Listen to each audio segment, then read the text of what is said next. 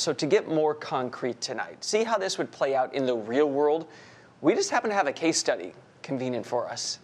Switzerland, they've been promoting VET, vocational education and training, for decades there. A report by the National Center on Education and the Economy here in the U.S. calls that the gold standards. Students start out making around $600 to $700 a month in these VOTEC programs, then up to $1,200 a month by their third year for working a few days a week while they're in school. The report continues with this, quote, VET is the mainstream upper secondary program serving 70% of Swiss young people. It prepares a broad cross-section of students, including high achievers for careers in a range of occupations. We could say high-tech, human service, health, as well as traditional trades and crafts, so white-collar as well as blue-collar. So how is it working out? The report says Switzerland's per capita income is the third highest in Europe, fourth highest in the world, more than $80,000 a year. That's great, right? All right. In the country, VOTEC is the norm. It is not the exception. Simon Geissbühler, he's the Swiss Deputy Chief of Mission at the embassy here in D.C., and he filled me in on his country's successful, completely out of the box, according to the U.S. model, approach to education.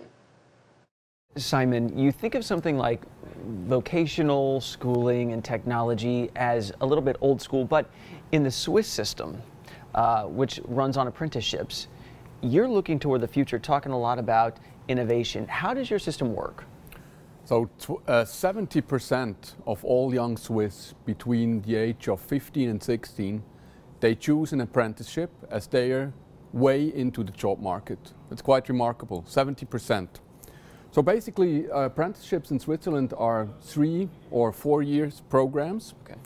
And they provide the young people with robust skills they really need and they can use in the labor market. Okay, so it's not through a public school. They might partner, but...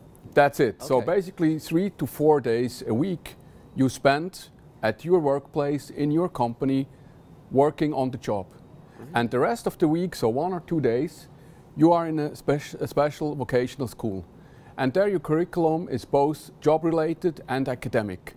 You still have the 1-2 days a week in school where you also go on with history, with all kinds of stuff. That's it, you still do it, but you're mainly focused really on the job you want to learn.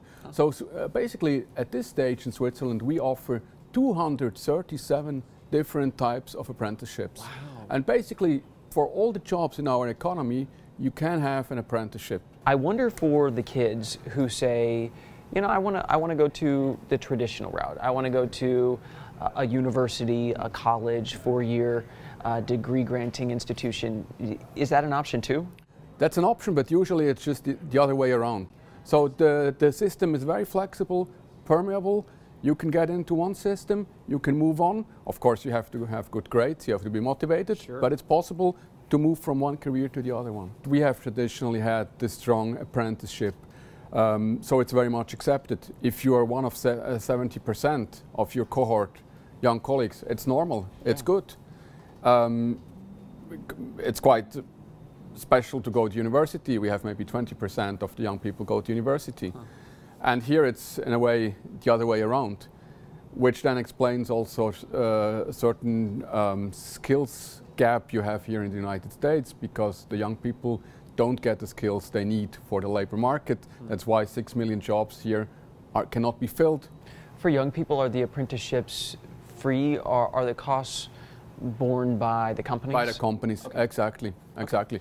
And the companies offer this, basically it's voluntary, they're not forced to do that. There is a big bipartisan interest in the Swiss model. Both parties, they have the same interest because it's about young people, it's about jobs, and this has nothing to do with Republican or Democrat. Right. It's for the country and for the young people.